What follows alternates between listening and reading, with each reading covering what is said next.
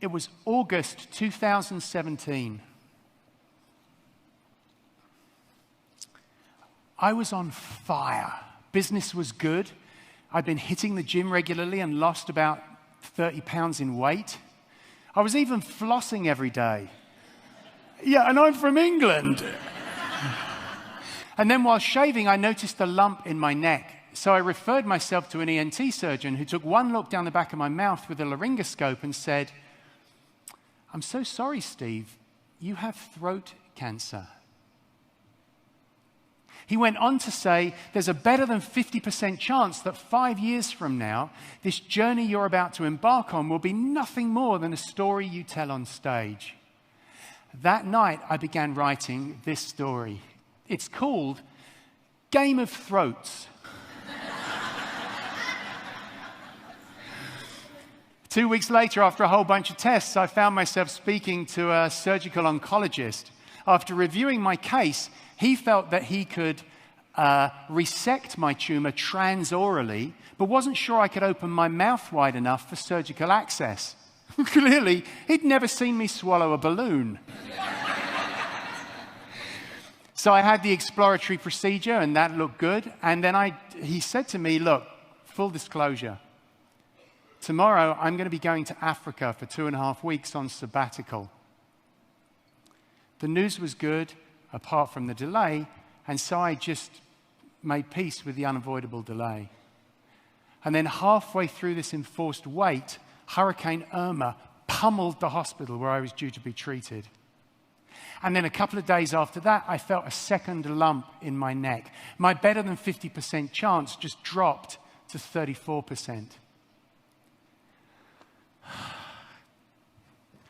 I sat on the edge of my bed and I lost my shit. And as I sat there, racked with fear and a sense of the unknown, the thought occurred to me, "Steve, you've spent the last 15 years teaching business leaders how to stay razor-sharp, icy cool, and laser-focused under pressure. Well, this sure as heck qualifies as pressure, so what you going to do?" Well, the first thing I did was reframe my point of view. You see, there's only 3 ways you can reframe a situation. You can expand the frame to see the bigger picture, you can flip the frame to see the opposite point of view, or you can shift the frame to enclose a different part of the problem landscape. First thing I did was expand the frame. Whenever I felt so anxious that my brain frame reduced to the diameter of a shirt button, I started thinking about what I love about Florida, the blue skies, the beautiful birds we have, the spectacular palm trees. And when I focused on those things, it reminded me that in the moment, everything was just fine. In addition to expanding the frame, I also flipped the frame. See, I felt really unlucky. Throat cancer, I'd never smoked a day in my life. But then I flipped the frame and thought about the ways in which I was lucky. The tumor was in my throat, but it wasn't near my vocal cords. I found a spectacularly good surgeon. I had the incredible support of my family and friends. After flipping the frame, I shifted the frame. Occasionally, I would find myself getting overwhelmed by the thought of it all. So I shifted the frame and looked at my own situation from the viewpoint of a bystander.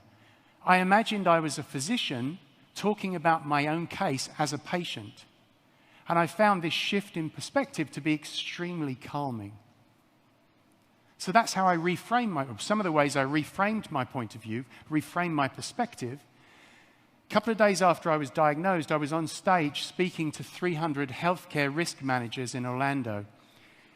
I got to the part of my speech where I talk about the stories we tell ourselves, and the thought went through my mind, this is going to be the last speech I ever give. The only thing that stopped me choking was the thought, I'm telling myself a catastrophic story and using it to get upset. So those are the way these tactics really helped me cope with a real-life, terrifying situation. And for me, the most important reframe was to try and see the humor in the entire journey. so many funny things happened. The first, at the very moment I got my diagnosis. As a physician, I've often wondered, what's the first thought to go through someone's head when you give them bad news? Now, I can't speak for anyone else, but I can tell you, and I promise you this is true, the first thought that went through my head was, seriously, I've spent the last 6 months hitting the gym, and now everyone's going to think the weight loss is because of the cancer.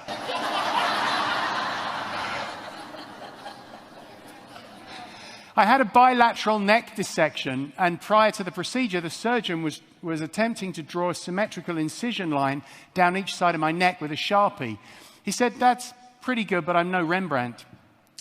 I replied, "Then again, neither was Picasso." And without missing a beat, the surgeon came right back. "Oh, if you want your nose on the side of your head, I can do that."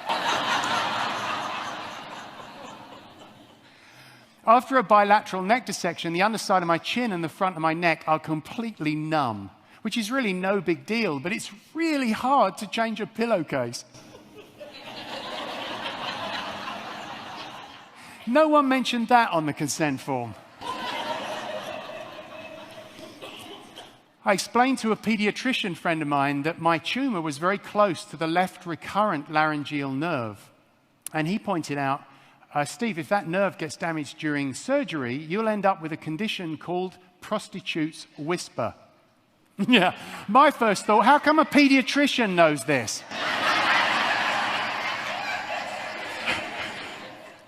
So I looked it up, and he's right. He's so right. The left recurrent laryngeal nerve loops under the aortic arch. And during the tertiary stages of syphilis, I'm not looking at you for any particular reason, Gary, the aortic arch dilates, stretching the left recurrent laryngeal nerve and paralyzing the left vocal cord, resulting in this quiet, breathy whisper, the so-called prostitute's whisper. Right? So I was determined, whatever happened during surgery, my first words when I woke up were going to be, "Hello, sailor, fancy a good time?" After the surgery, there was 6 weeks of radiotherapy every weekday, Monday through Friday, which isn't a lot of fun. Anyone that has experience with head and neck cancer patients will know, in order to target the radiation beams, they fit you with a tightly molded mesh mask that every treatment they press into your face, pull down past your ears, and then bolt to the table. This mask goes from the top of your head down below your collarbone. I, like many patients in my situation, found this mask to be incredibly claustrophobic. So I explained this to my mother, who said, "You know, Steve, that mask is helping them focus the radiation beams. You need to consider it your friend." I found this change in perspective really helpful. So the following day, I told this story to the radiation therapist. Her reply, "Steve, here's what I take away from this story. You're a man, you're a doctor, and you still listen to your mother." When I completed treatment, they gave me the mask, and I have it back at home, and I'm not sure what to do with it. Some people make it into a piece of art and hang it on the wall. I'm more likely to just toss it on my driveway and back my freaking car over it. At the moment, it's sitting in a garbage bag in my closet, where it looks like I'm hiding a dismembered human body of a prostitute. Which raises the million-dollar question, am I cured? I will tell you, I had a follow-up a few weeks ago, and everything is looking clear. Thank you. Thank you. But honestly, I don't know. So how about you book me back next year and we all find out together?